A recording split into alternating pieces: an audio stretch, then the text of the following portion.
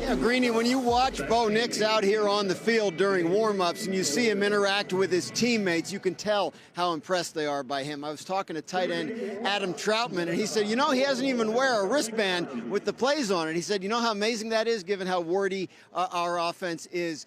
They felt like Bo Nix took his lumps early in the year. It was a little rough in September.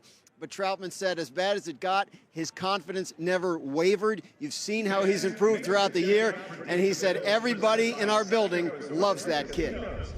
He's got pretty good hand-eye coordination, too, I might add. Graziano, outstanding. So, Alex, our quarterback, I tried as hard as I could to write down, as he was saying. It sounded like 18 or 19 different words. Can you, how unordinary is that? Is that markedly more verbiage than most quarterbacks would be accustomed to? Yeah, listen, I don't think this kid's getting enough love for his rookie season, obviously overshadowed by what Jayden Daniels is doing in Washington. I played 3 years with Chase Daniel in Kansas City, and we played in a wordy offense with Andy Reid. Lots of calls, tags, kills, multiple plays, and I remember him telling me, he's like, man, this is nothing. Nothing compared to what we did in New Orleans, right? And you hear those calls. They tag a receiver on every play. X this, Y this, Z this. Oh, kill. We're calling check with me's for everybody out there. You're calling multiple plays, right? So he has to know the criteria. What do we run in the pass verse? What do we run in the run verse, right? This guy has a lot on his plate, and he has done so well. This is unbelievable. He's been so mature. And then let's not forget, I mean, he was the 6th quarterback taken. He was seen as the safe pick, right? Like the low ceiling, high completion percentage, really couldn't stretch the field.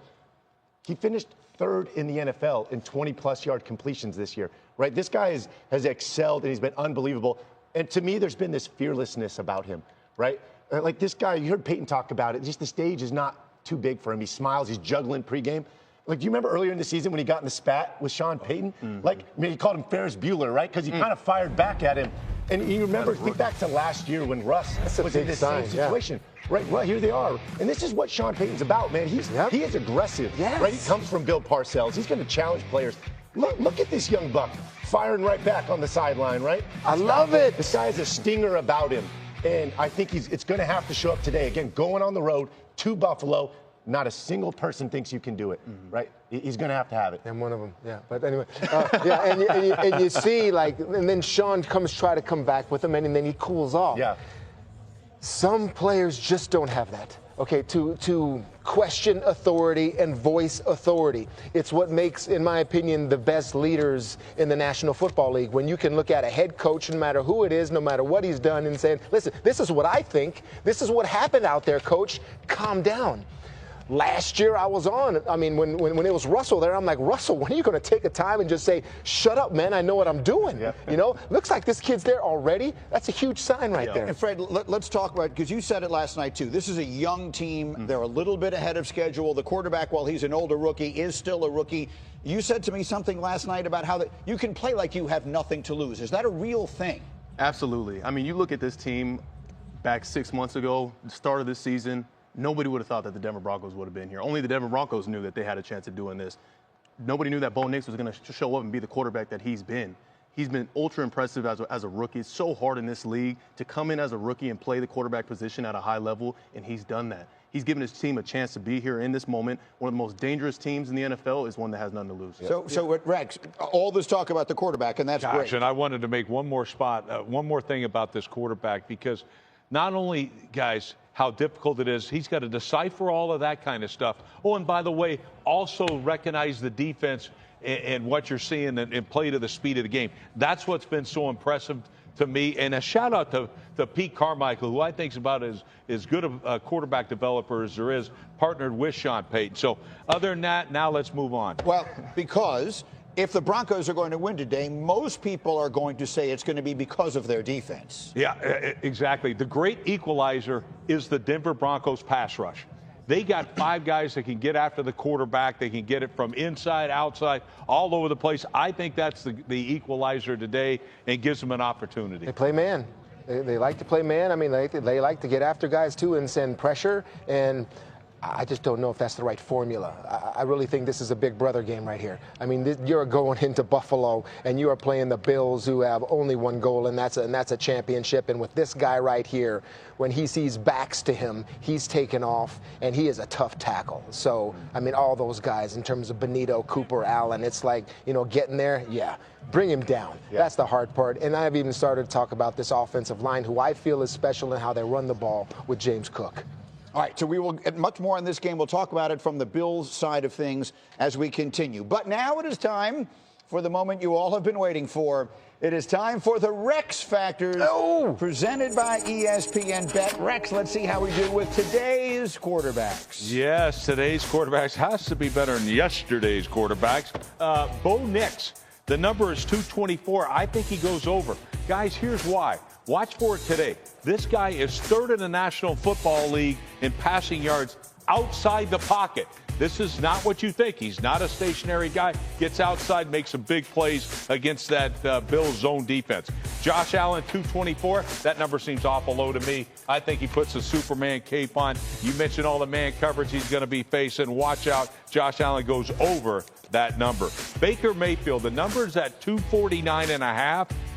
He's got to go over this number, I think. I think it's going to be an absolute shootout. I wouldn't be surprised if both those quarterbacks are over 300 yards. All right, the Rex Factors are in there, presented by a friend. The game we're all looking forward to is in Philly. Packers looking for a repeat of last season's wild card round when Jordan Love led them to a big win at the Cowboys. Green Bay became the first 7 seed to win a game in playoff history. They'll try and do it again today. This is the second meeting between these teams this season. Remember, they played in Brazil week 1, and the Eagles won at 34-29. Saquon had 3 touchdowns in his Eagles debut. Both teams talking this week about the rematch. So Sal Paolantonio is in Philadelphia for us again. Sal, some injuries impacting the Packers in this one. What can you tell us about their quarterback, Jordan Love? Well, Jordan Love had some pain in his elbow. He had that funny bone injury in the last game of the season. And, of course, he had a little bit of numbness in his right hand as a result, but that dissipated by the end of the week. And he has been a full go in practice all week long. He's been the most blitzed quarterback in the National Football League. Why? Because he's so difficult to sack. He had 472 dropbacks, just 14 sacks this season. He's so difficult to sack because he's a good quarterback within the pocket. Subtle movement within the pocket, able to get out of the way of the rush and hold on to the ball as long as possible to allow his receivers to get open. And the Eagles are not a blitzing team. Everybody knows that Vic Fangio does not like the blitz.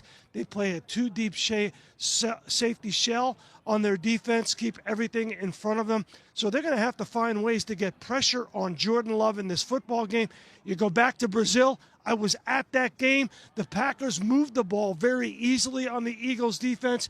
It was the first week of the Vic Fangio defense for Philadelphia Eagles, but they did move the ball easily. They had 4 trips in the red zone in Brazil, only cashed in once. So they're going to have to be a lot more efficient in the red zone.